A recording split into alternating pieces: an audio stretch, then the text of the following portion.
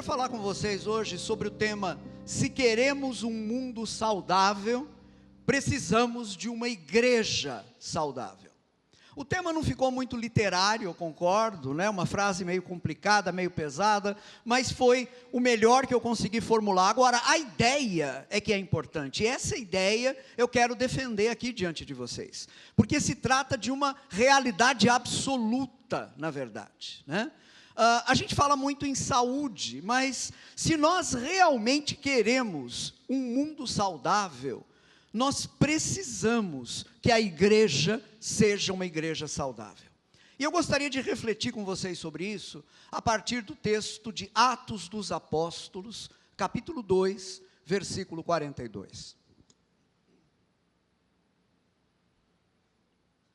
Quem é da Carisma há vários anos sabe que esse é um texto muito importante para nós, né? Nós temos uma história com esse texto. Na verdade, o texto de Atos, capítulo 2, versículos 42 a 47, há anos tem sido uma espécie de norte para a gente, de direção. Deus nos deu esse texto como um dos textos de fundação, por assim dizer, da obra dele entre nós. Eu me lembro de um retiro que nós pastores fizemos muitos anos atrás, ainda nos anos 90, ficamos um fim de semana juntos num sítio pequeno, apenas nós, e nós apenas lemos e oramos e conversamos sobre esse texto. E a partir dali, o Silas que está aqui se lembra perfeitamente, né? Até uma canção composta pelo Silas saiu a partir desse texto.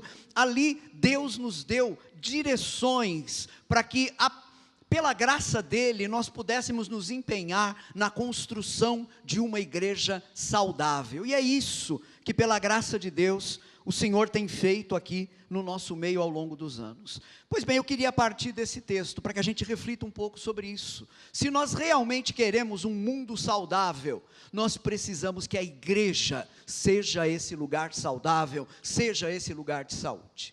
Diz a palavra do Senhor em Atos 2, 42, e perseveravam na doutrina dos apóstolos e na comunhão, no partir do pão e nas orações. Irmãos, eu acho que não é preciso muito esforço meu para convencer vocês do que eu vou afirmar agora. Nós vivemos num mundo doente. Vocês concordam comigo? Nós vivemos num mundo doente. E vocês querem a maior prova de que nós vivemos num mundo doente? Só se fala em saúde hoje em dia, é ou não é verdade?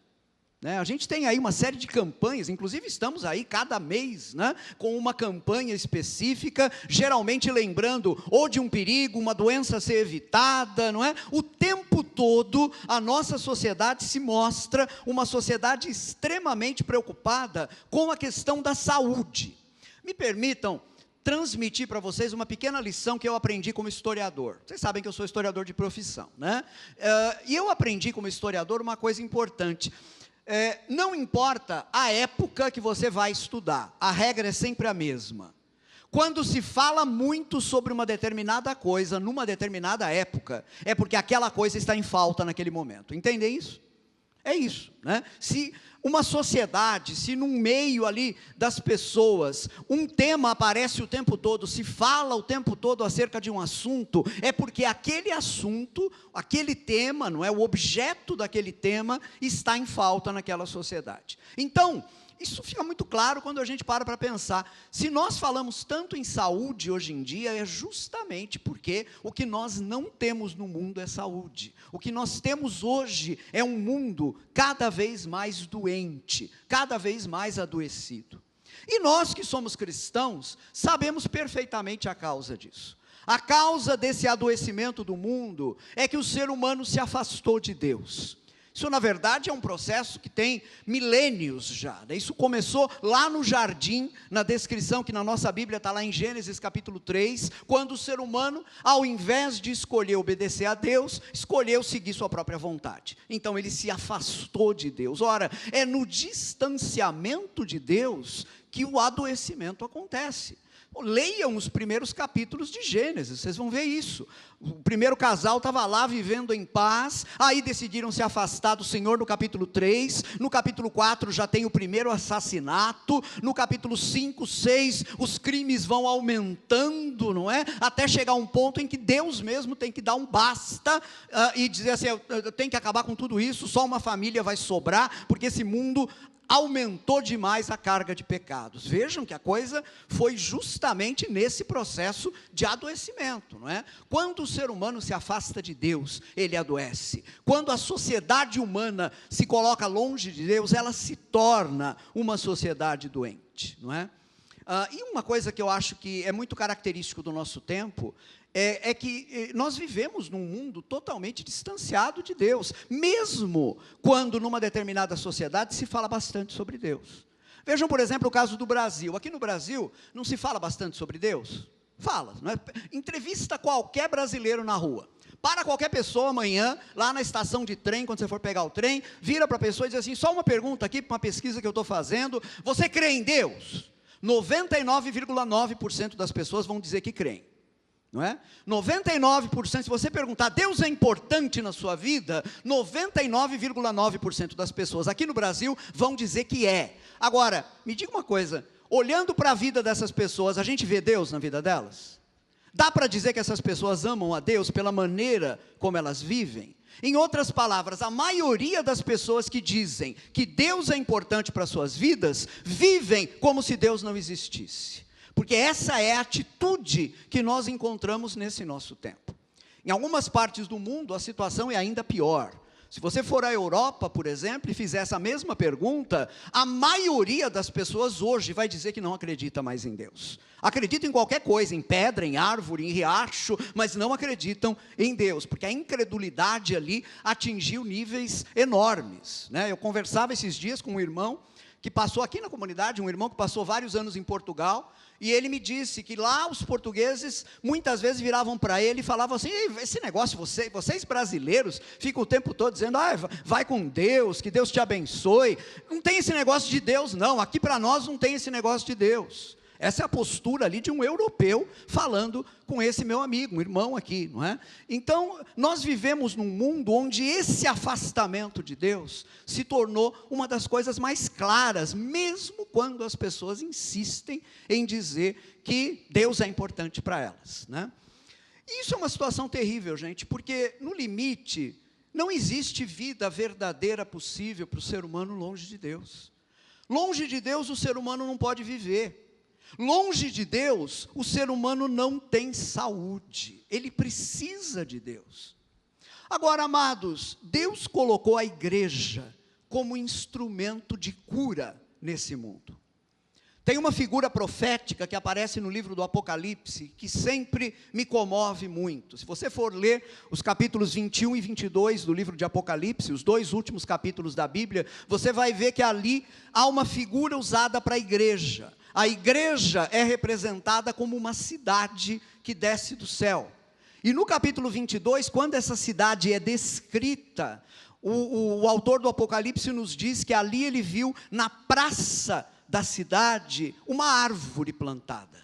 E ele diz, essa árvore é a árvore da vida.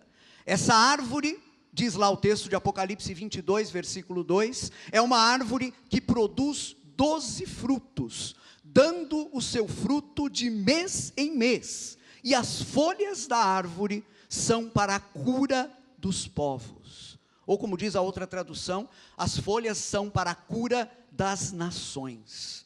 Vejam então que a Bíblia coloca a igreja como um instrumento de Deus para a cura das nações. Agora, para que a igreja possa ser veículo da cura de Deus, primeiramente a igreja precisa ser igreja como Deus a planejou. E Deus planejou a igreja para ser saudável. É por isso que esse texto de Atos 2, 42 e 47 é tão importante para nós, porque nesse texto nós encontramos alguns fundamentos, alguns elementos que Deus deseja que estejam sempre presentes na vida da igreja, para que a igreja possa ser realmente igreja, para que a igreja possa ser realmente saudável. E eu quero refletir com vocês aqui sobre pelo menos sobre o primeiro versículo aqui, Atos 2:42, porque aqui nós já vamos encontrar algumas coisas fundamentais. Se nós praticarmos essas coisas, nós vamos ter saúde. E aqui eu queria dizer para vocês o seguinte: em primeiro lugar, como igreja, nós temos que praticar isso. E se nós fizermos isso, vivendo como igreja, nós vamos ter saúde. Mas aquilo que é saudável para a igreja, em termos coletivos, é saudável também quando a gente aplica na nossa vida individual. Então, cada um desses princípios que eu vou destacar agora, ele serve para nós enquanto corpo, enquanto família, enquanto comunidade, mas cada um deles serve para a nossa vida pessoal também. Você pode sair daqui hoje dizendo: bom, eu vou melhorar minha vida nesses aspectos que o pregador colocou, porque isso daí é saudável para a igreja, mas isso daí é saudável também para a minha própria vida. Então vamos lá, em primeiro lugar eu quero começar seguindo a ordem do texto, né? Qual é o primeiro grande elemento que é destacado aqui? O texto diz que aquela comunidade, a primeira igreja no seu início, ela perseverava na doutrina dos apóstolos. Esse é o ponto de partida, gente. Atos 2:42, e perseveravam na doutrina dos apóstolos. A palavra doutrina significa ensino, mas a pergunta que a gente tem que fazer aqui é a seguinte: de que ensino se trata? Não é qualquer ensino, não é o ensino vindo de qualquer fonte, é o ensino dos apóstolos. Era aquele ensino que Deus havia dado àqueles apóstolos, o que eles comunicam à igreja e que se torna o fundamento da vida saudável daquela igreja. Para a gente poder compreender isso um pouquinho melhor, vamos dar uma olhada em Efésios capítulo 2, versículos 19 e 20. Nós lemos o seguinte, em Efésios 2, 19 e 20, Paulo escreve: assim, já não sois estrangeiros e peregrinos, mas concidadãos dos santos, e sois da família de Deus, edificados sobre o fundamento dos apóstolos e profetas, sendo Ele mesmo, Cristo Jesus, a pedra angular. Amados, a doutrina dos apóstolos diz respeito a isso, é esse fundamento dos apóstolos e profetas. A doutrina dos apóstolos, o ensino dos apóstolos, diz respeito a toda a revelação que Deus fez de si mesmo. Deus foi se revelando pacientemente ao longo da história. Essa revelação foi sendo guardada, armazenada nesse livro que nós chamamos de Escrituras Sagradas, Bíblia, que para nós é a palavra de Deus, e esse tesouro de revelação que foi sendo acumulado ao longo do Antigo Testamento, com todos os profetas, e depois chegando até Jesus e nos apóstolos de Jesus no Novo Testamento, esse tesouro é que constitui a doutrina dos apóstolos. Nesse tesouro nós encontramos tudo. Gente, aqui entra tudo. E como eu não posso falar de tudo, porque eu não teria tempo para isso, né? Eu faço aqui uma pequena lista, muito resumida, mas só para vocês terem uma ideia do que significa doutrina dos apóstolos.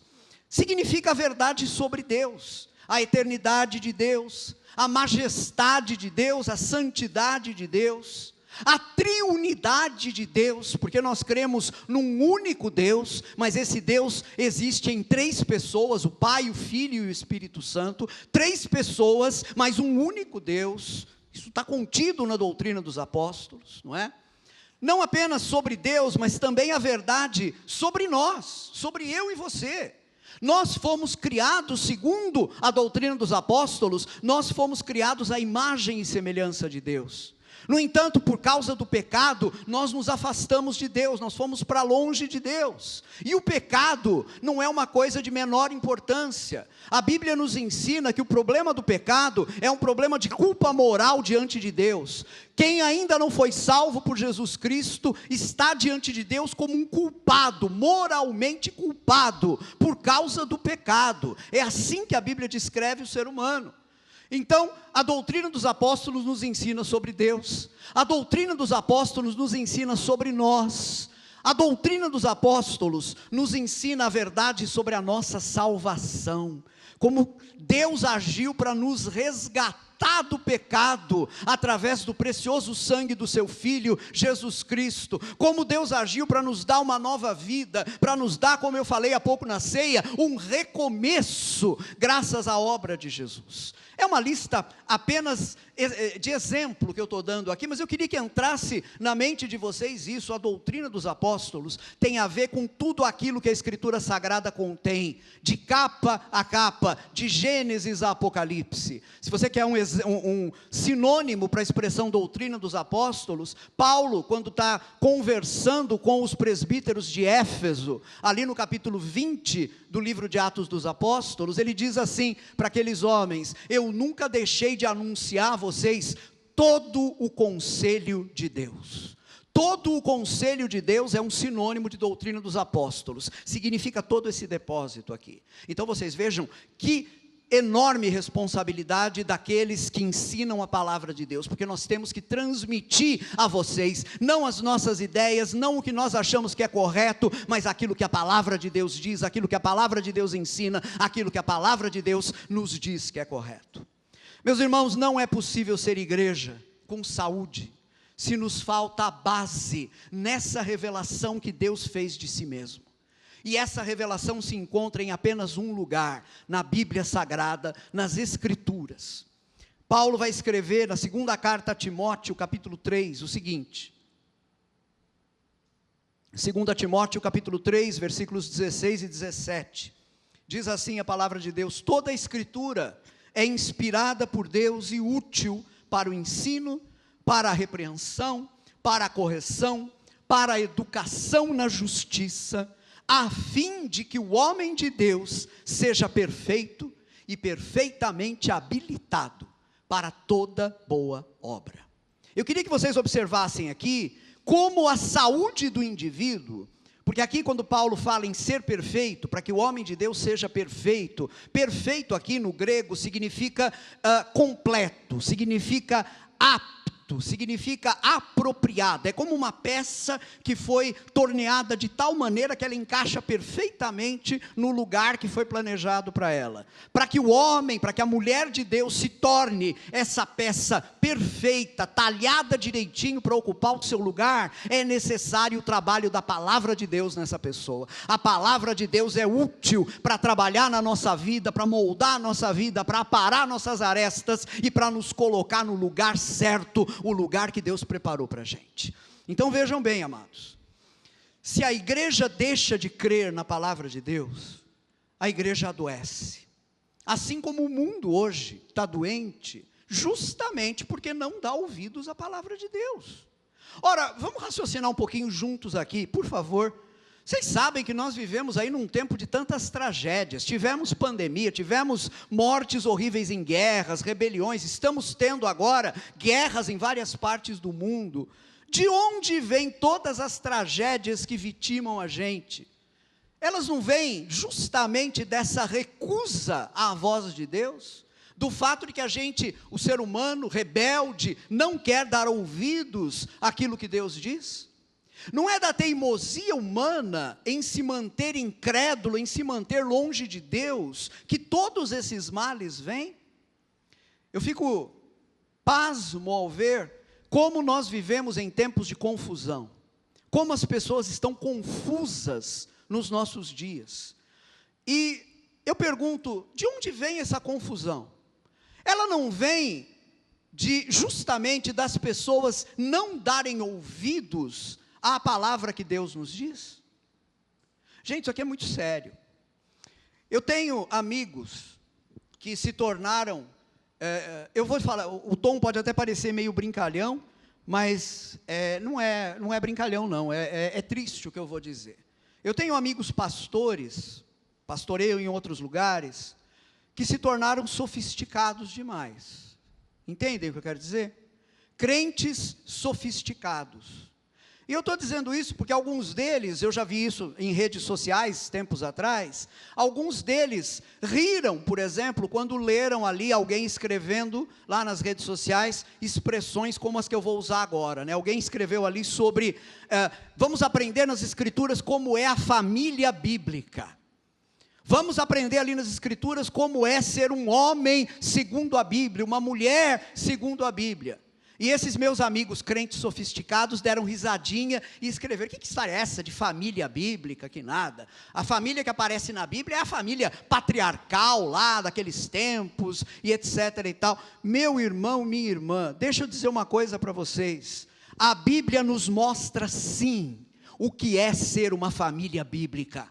A Bíblia nos mostra sim o que é ser um homem segundo a palavra de Deus, o que é ser uma mulher segundo a palavra de Deus, o que é ser um filho segundo a palavra de Deus, uma filha, o que é ser um cidadão segundo a palavra de Deus. A Bíblia nos ensina sobre isso, porque a Bíblia não está presa à cultura de nenhum povo e de nenhuma época. A Bíblia nos traz a revelação de Deus, para que nós possamos viver segundo a vontade de Deus. Então, por favor, não ria da expressão família bíblica. Vai lá nas cartas de Paulo, vai ler os últimos capítulos de cada carta de Paulo, e você vai encontrar ali exatamente a instrução de Deus sobre como a família deve ser: marido, esposa, filhos, patrões, empregados, está tudo ali, meus irmãos. Então vejam, é porque nós, na nossa arrogância, deixamos isso de lado, dizemos: não, isso daí é para uma outra época. E em grande medida é por causa disso que nós estamos em profundas confusões no nosso tempo. Você está confuso, por exemplo, com relação à sua própria identidade? Porque tem muita gente hoje que estão confusos com relação à sua própria identidade, já não sabem mais quem são, já não sabem mais o que são. Deixa eu dizer uma coisa muito séria para você, meu querido e minha querida: dê ouvidos à palavra de Deus. Dê ouvidos à palavra de Deus, porque você não é quem você pensa que você é. Você não é aquilo que os outros dizem que você é. Você é aquilo que Deus, na sua palavra, diz que você é. É isso. Então a sua confusão vai terminar no momento em que você der crédito à palavra de Deus, entregue o seu coração para o Senhor, dê crédito àquilo que Ele está falando, e você vai ver que a confusão termina. Amados, nós precisamos retornar à palavra de Deus. Precisamos dar crédito à palavra de Deus, precisamos nos curvar humildemente à revelação de Deus e acolher aquilo que ela nos ensina, para que nós possamos ter saúde. Amém? Essa é a primeira verdade. Agora vamos aqui caminhar e dar uma olhada numa segunda verdade. Porque aquela igreja não perseverava apenas na doutrina dos apóstolos, ela perseverava também na comunhão. Atos 2,42 diz: e perseveravam na doutrina dos apóstolos e na comunhão. Eu acho muito interessante que nessa lista do versículo 42, a comunhão venha mencionada antes do partir do pão. Já já a gente vai falar sobre o partir do pão, mas eu queria que você já entendesse o seguinte: no Evangelho de Lucas e no livro de Atos, que foram ambos escritos por uma mesma pessoa, por Lucas, nesses dois textos bíblicos, a expressão partir do pão é sempre uma referência à ceia do Senhor.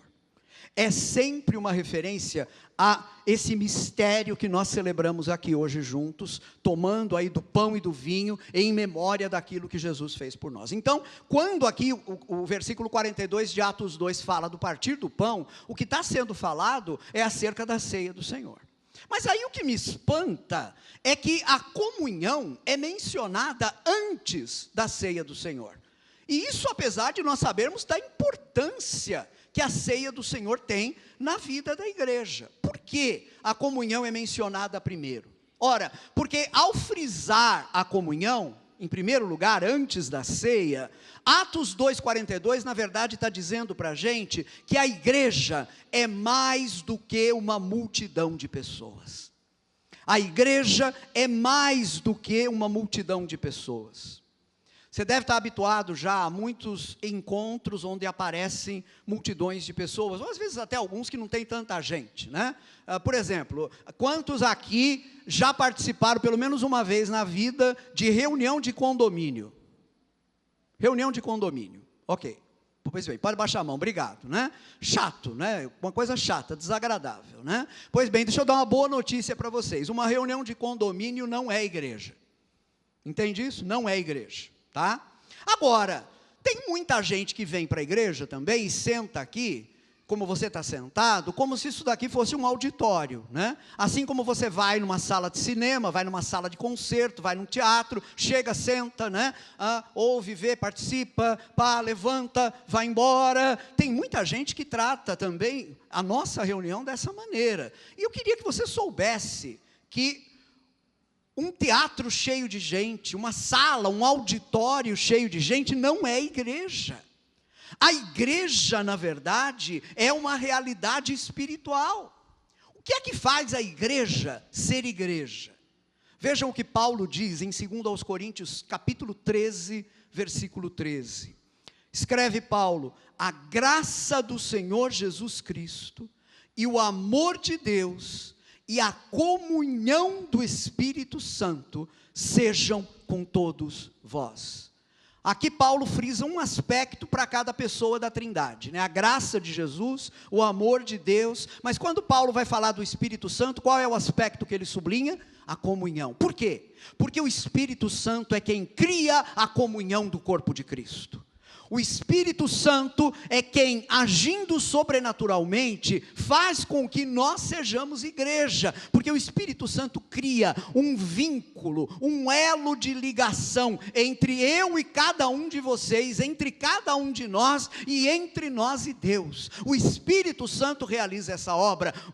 Uma reunião de condomínio não tem isso, uma sessão de cinema não tem isso, uma peça no teatro, um auditório de teatro não tem isso, somente a igreja tem isso. E por isso, somente a igreja é um lugar onde as pessoas podem ser transformadas. Uma pessoa pode entrar aqui perdida, sem horizontes, sem esperança na vida e sair daqui transformada, porque esse lugar é um lugar onde o poder sobrenatural do Espírito Santo opera. A prova disso é que nós somos essa realidade espiritual. Amados, há duas maneiras possíveis de nós falarmos da igreja. Isso aqui mereceria um estudo só para esse tema, mas aqui eu vou ser bem breve. Nós podemos falar da igreja no seu máximo imaginável e podemos falar da igreja no seu mínimo irredutível. O que eu estou querendo dizer com isso? O máximo imaginável da igreja é aquela referência que você faz à igreja que não dá para imaginar ela maior. A igreja no seu todo, a igreja universal, a igreja incluindo todos os fiéis a Deus de todas as épocas da história, todos aqueles que foram comprados pelo sangue de Jesus. Isso é a igreja no seu máximo imaginável. Tem um texto sobre isso. Jesus diz em Mateus 16, 18: edificarei a minha igreja, e as portas do inferno não prevalecerão contra ela. Essa aqui é a igreja no seu máximo imaginável. Mas a igreja pode ser também vista, encarada no seu mínimo irredutível. O que é isso? É aquela parcela menor da igreja, mas que não deixa de ser igreja. Vocês querem ver um exemplo? Também Jesus fala sobre isso em Mateus 18, 20, onde nós lemos o seguinte: porque onde estiverem 2 ou 3 reunidos em meu nome, ali estou no meio deles. Olha que coisa fantástica. O máximo imaginável: edificarei a minha igreja, diz Jesus. A igreja no mundo todo, a igreja em todas as eras, incluindo aqueles que já morreram e estão com o Senhor, incluindo até aqueles que ainda não nasceram, mas vão nascer e vão fazer parte da igreja um dia. Isso é o máximo imaginável, o mínimo irredutível.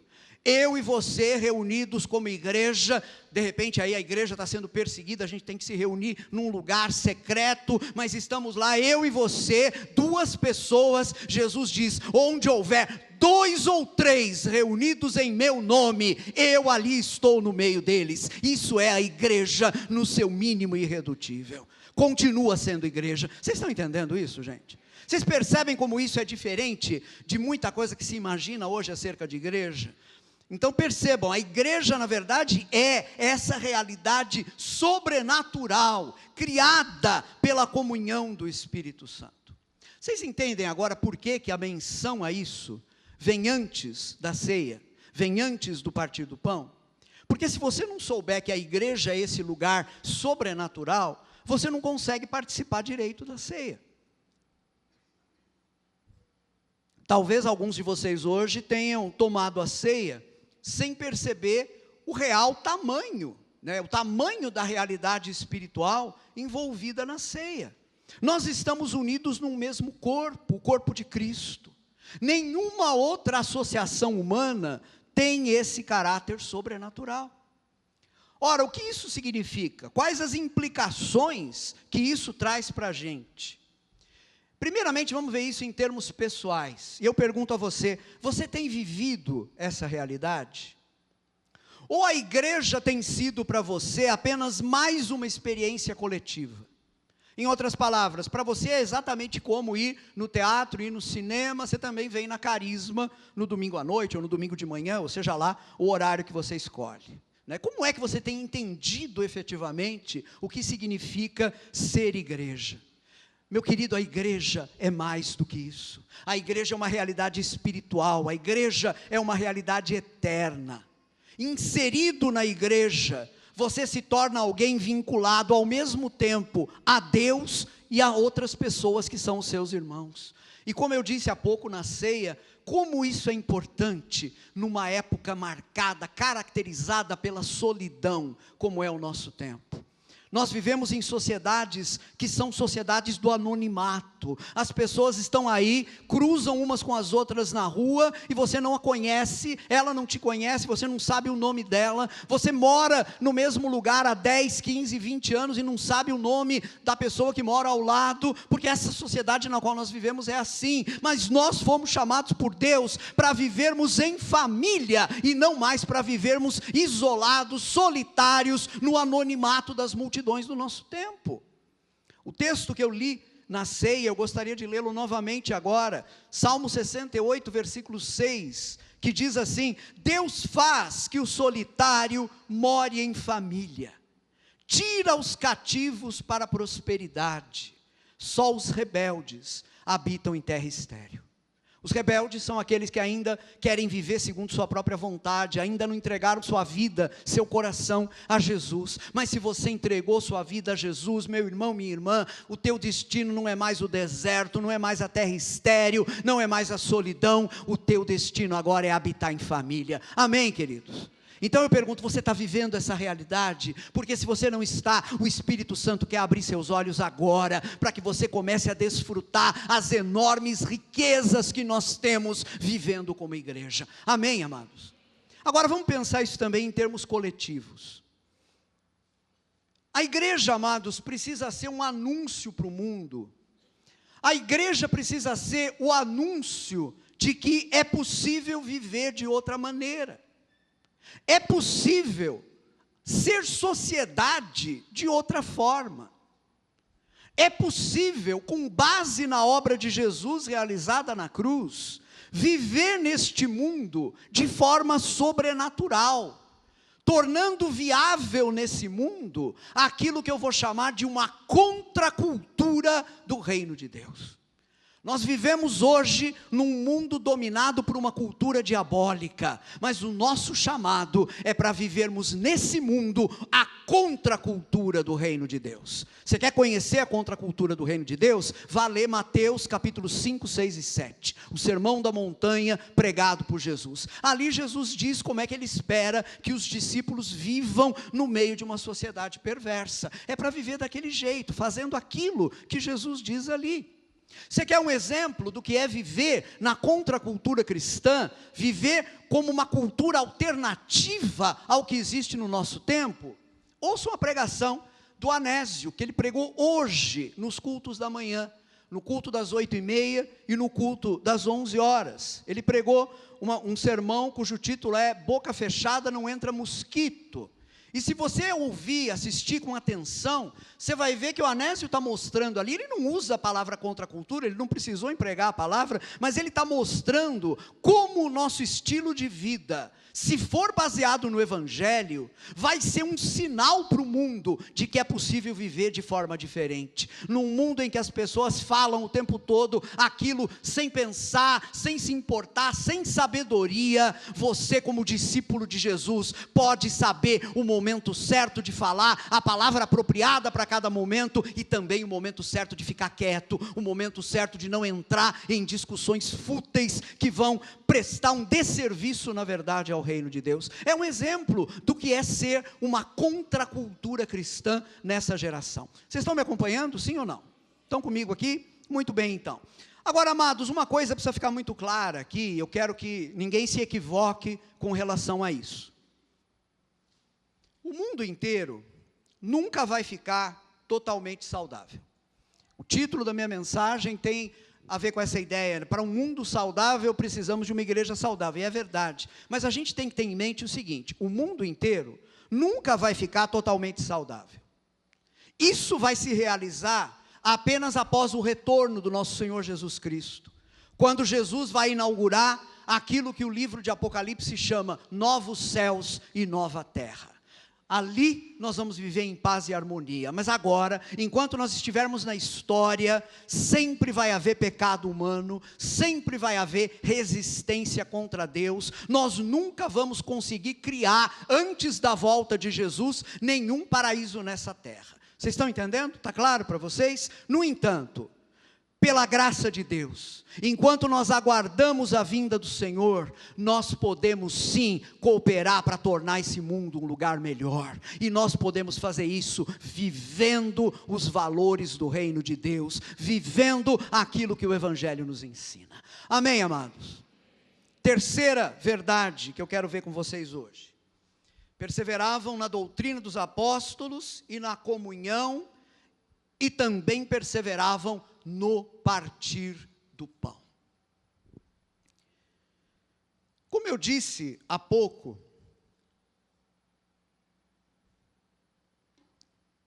em Lucas e Atos, a expressão partir do pão é sempre um termo que se refere à ceia do Senhor.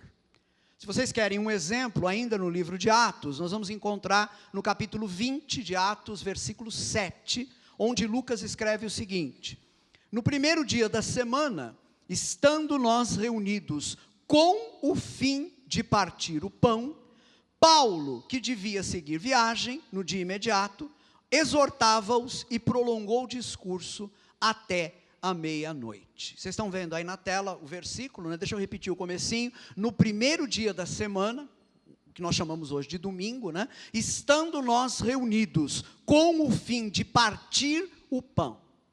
Como eu disse, partir o pão em Lucas e em Atos é sempre uma referência à ceia. E o que Lucas está dizendo aqui é que a igreja se reuniu no domingo para partir a ceia do Senhor, para celebrar a ceia do Senhor.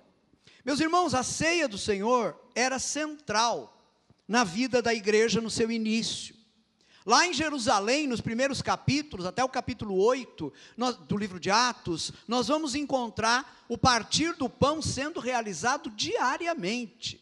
Atos 2,46 diz isso, diz ali que todos os dias os irmãos partiam pão de casa em casa e tomavam as suas refeições. Notem isso, Atos 2,46.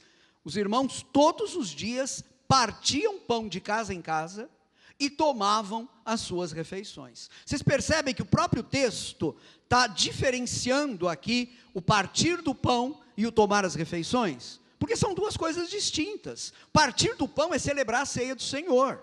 Tomar as refeições é tomar um lanche juntos, é juntar as panelas, é jantar junto com os irmãos. São duas coisas distintas. E a que vem em primeiro lugar é a ceia do Senhor, é o partir do pão. Então lá em Jerusalém eles faziam isso todo dia. Depois, com o passar do tempo, a situação vai ficando mais complicada, e ainda no livro de Atos nós vamos ver que a prática da igreja vai passar a ser celebrar a ceia todo domingo. É o que nós encontramos ali em Atos capítulo 20, versículo 7. Bom, para nós, amados, o fundamental não é discutir qual a periodicidade da ceia do Senhor. Tem que ser todo domingo, tem que ser uma vez por mês, tem que ser a cada 4 meses. Essa não é a questão fundamental. A questão fundamental é o significado da ceia do Senhor. E aqui eu quero destacar para vocês aquilo que para mim é o coração do significado da ceia do Senhor. A ceia nos lembra a centralidade de Jesus Cristo. Amém? A ceia nos lembra, nos recorda a centralidade de Jesus Cristo.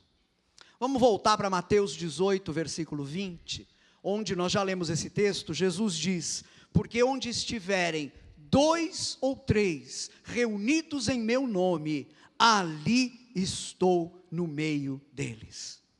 Meus irmãos, a presença do Senhor Jesus Cristo ressuscitado é constante na igreja.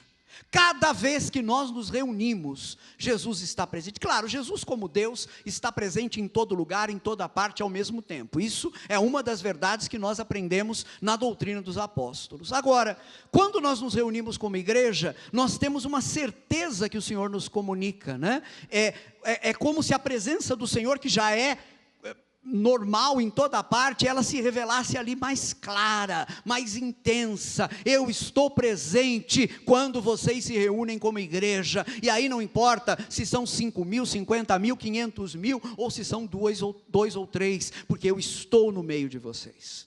Ora, isso é verdade em todo culto, em toda reunião da igreja, mas é alguma coisa que fica ainda mais sublinhado quando nós participamos da ceia do Senhor. A ceia do Senhor é uma figura meio infantil, mas vocês vão entender bem. Talvez alguns de vocês já tenham usado caneta marca-texto para marcar livro. Já usaram alguma vez? Sua Bíblia, talvez, né? Você pega uma caneta marca-texto e sinaliza, marca ali um versículo que chamou sua atenção. Pois bem, a ceia do Senhor serve como uma caneta marca-texto, sublinhando a presença de Jesus. Ele está presente sempre com a gente, mas na ceia, essa presença fica ainda mais clara. Ora, meu querido irmão, minha querida irmã, isso devia motivar você, cada mês, quando a gente celebra a ceia, a se preparar para a celebração da ceia, a se preparar ao longo da semana. Meu Deus, nós vamos receber a ceia do Senhor no domingo, orar mais, buscar a Deus mais, ter expectativa pela ceia do Senhor, porque como eu disse, a presença de Jesus se torna sublinhada, se torna ainda mais clara, ainda mais evidente, quando nós celebramos a ceia. Uma igreja saudável tem seu centro em Jesus.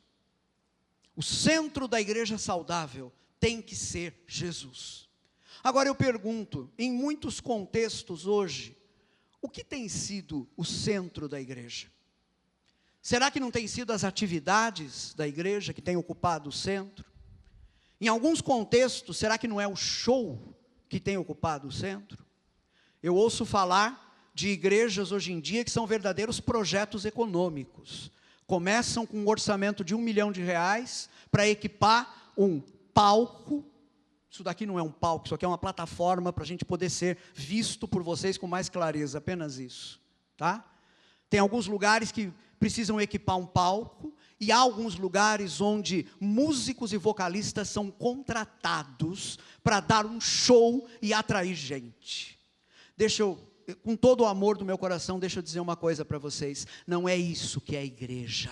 Igreja é centralidade de Jesus Cristo. Não precisa de equipamentos caríssimos, não precisa de banda contratada, não precisa de nada disso. Precisa da presença de Jesus Cristo. Precisa que Jesus Cristo seja o centro daquilo que a igreja está vivendo.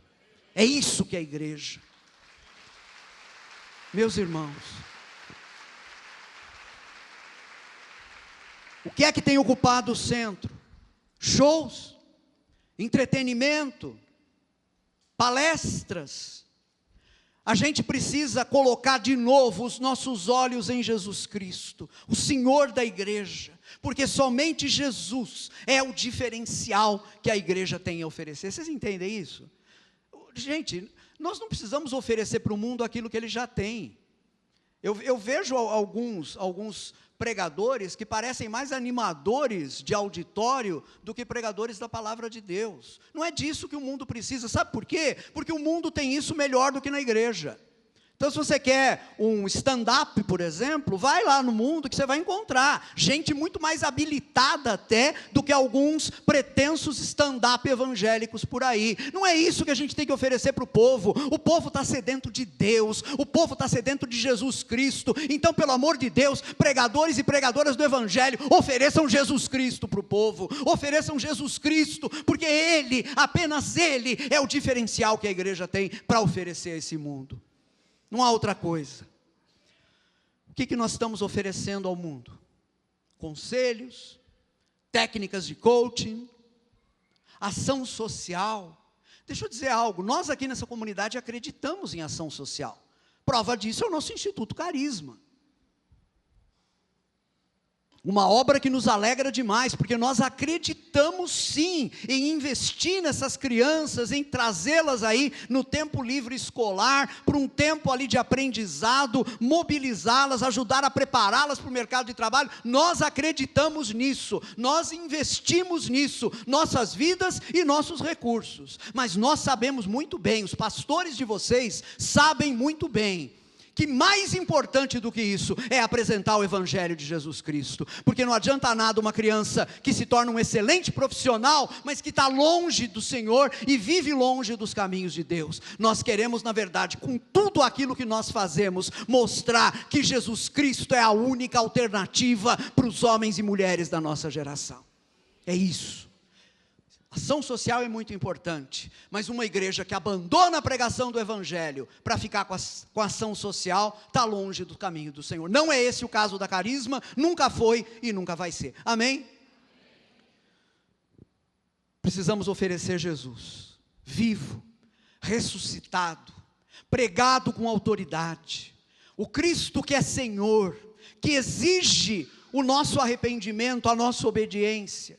Esse Cristo, esse Jesus precioso, que nos amou tanto ao ponto de dar sua vida, e que quando Ele exige a nossa vida, quando Ele exige a nossa obediência, Ele faz isso baseado nesse amor total que Ele sente por nós.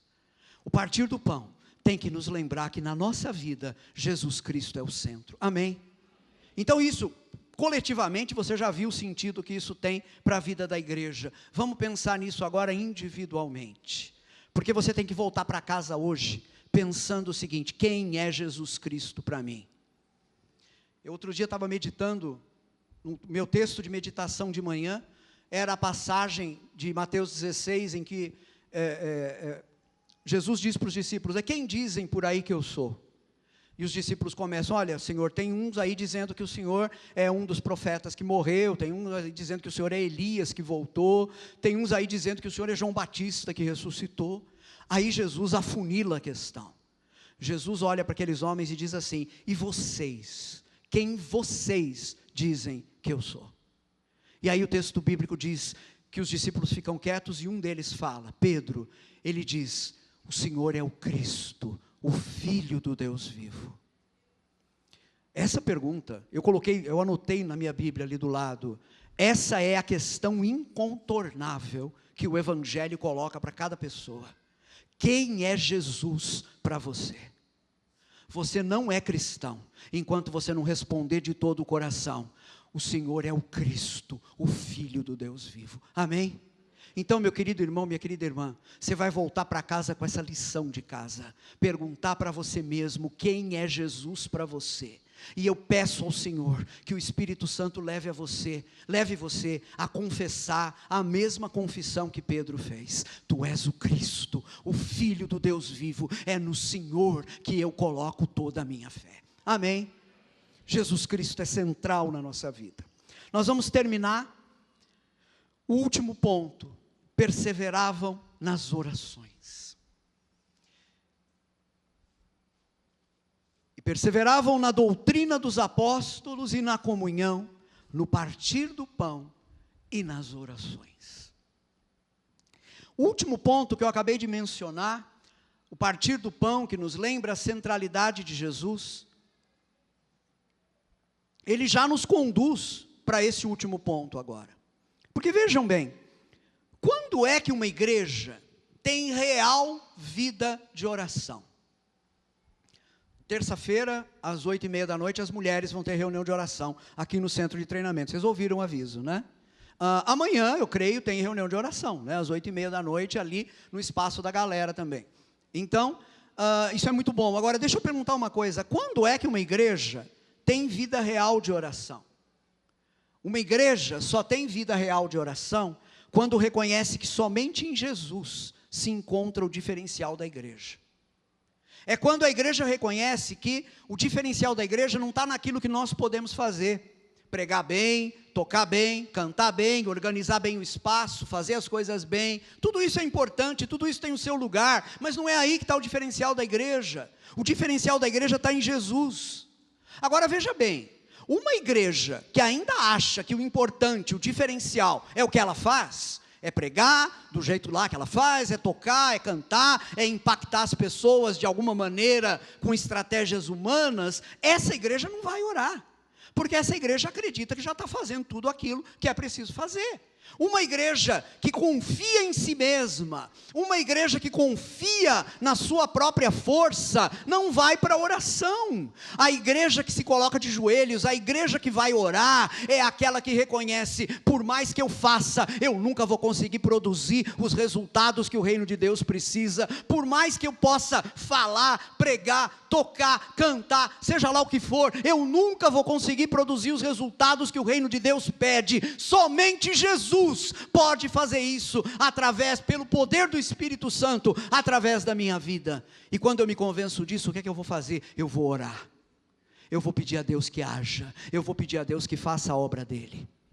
Vocês acham que eu estou aqui porque eu sou uma pessoa que fala bem, e eu sei preparar uma mensagem, e eu sei interpretar os textos, e eu faço o meu trabalho, a minha lição de casa, eu estou aqui? Meu querido irmão, minha querida irmã, todo o meu esforço não é nada.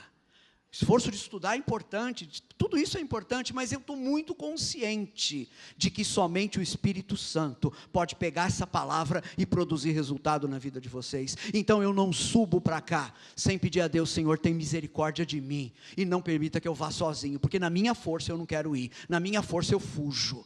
Agora, se o Senhor estiver comigo, então me usa, então faz através de mim aquilo que o Senhor quiser. Quando uma igreja se convence de que somente Jesus é que pode realizar a obra através dela, essa igreja vai se colocar de joelhos diante de Deus. Eu vou terminar usando aqui, citando para vocês, um exemplo belíssimo, tirado aqui da vida da igreja primitiva. Atos capítulo 4, versículos 23 a 30, eu vou ler esse trecho aqui. Esse trecho, eu coloquei só a referência na tela, vou pedir que você me ouça com atenção, ou então me siga na sua Bíblia. Atos capítulo 4, versículos 23 a 30. Antes, para vocês entenderem, né, os apóstolos tinham sido presos por pregarem em nome de Jesus. E haviam recebido uma ordem das autoridades judaicas, dizendo: não preguem mais nesse nome, senão a gente vai prender vocês de novo. E aí esses homens foram soltos e foram procurar a igreja. E chegando na igreja, aí é o texto que a gente vai ler, Atos 4, 23. Uma vez soltos, procuraram os irmãos e lhes contaram quantas coisas lhes haviam dito os principais sacerdotes e os anciãos. Ouvindo isso, unânimes, levantaram a voz a Deus e disseram: Tu, soberano Senhor, que fizeste o céu, a terra, o mar e tudo o que neles há, que disseste por intermédio do Espírito Santo, por boca de nosso pai Davi teu servo, porque se enfureceram os gentios e os povos imaginaram coisas vãs. Levantaram-se os reis da terra e as autoridades se ajuntaram a uma contra o Senhor e contra o seu ungido. Porque verdadeiramente se ajuntaram nesta cidade contra o teu santo servo Jesus, ao qual ungiste Herodes e Pôncio Pilatos, com gentios e povos de Israel, para fazerem tudo o que a tua mão e o teu propósito predeterminaram. Agora, Senhor, olha para as suas ameaças e concede aos teus servos que anunciem com toda a intrepidez a tua palavra, enquanto estendes a mão para fazer curas, sinais e prodígios por intermédio do nome do teu santo servo Jesus. Meu Deus do céu, que coisa maravilhosa.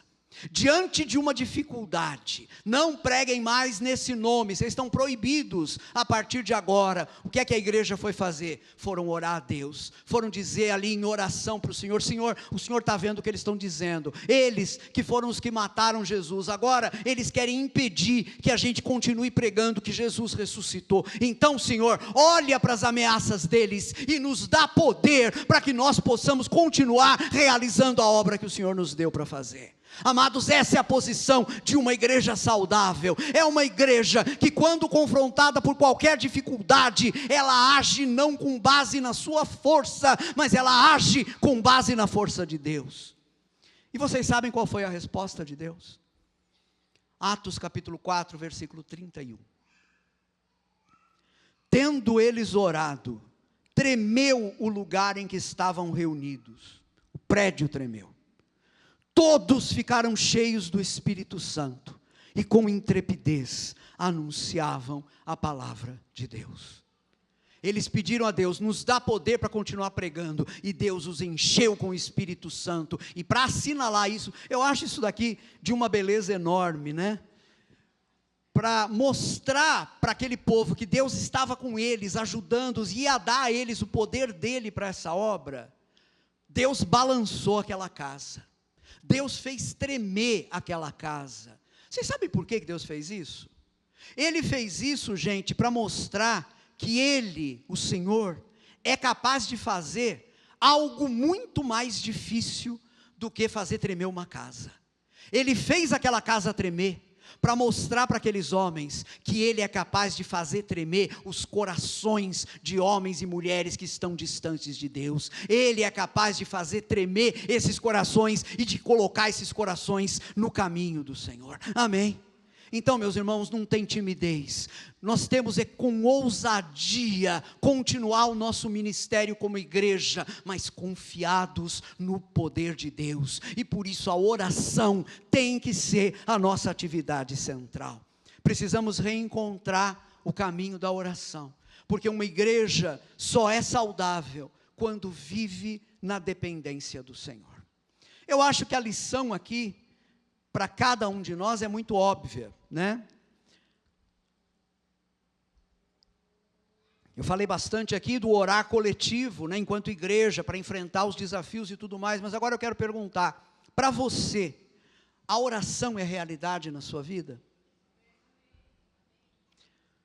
Quando surge um problema, qual é a primeira coisa que você faz? Vou usar um exemplo aqui, um problema financeiro. Surgiu o problema, você olhou sua conta lá e viu o estrago, ou a conta da sua empresa, e viu o estrago, e imediatamente você já foi olhar todas as taxas de juros, ver nos bancos que você tem conta, o que você pode fazer, onde é que você pode conseguir, você já gastou meio dia na segunda-feira para fazer tudo isso, e você ainda não foi orar. Vocês estão entendendo?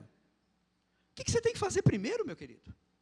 Antes de tentar bolar qualquer saída engenhosa para fora da sua dificuldade, vai orar, vai colocar a tua situação diante de Deus.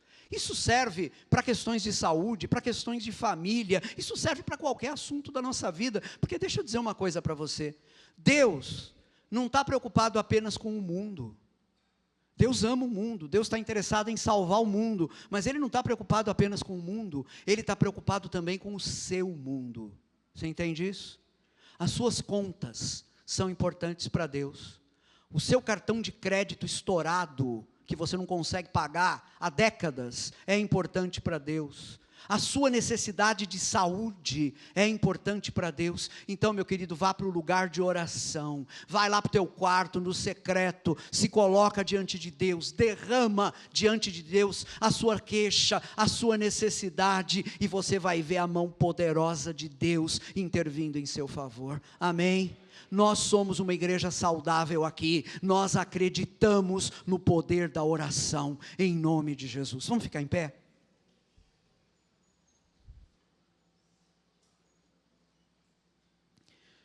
A melhor maneira de terminar essa pregação e esse culto é orando.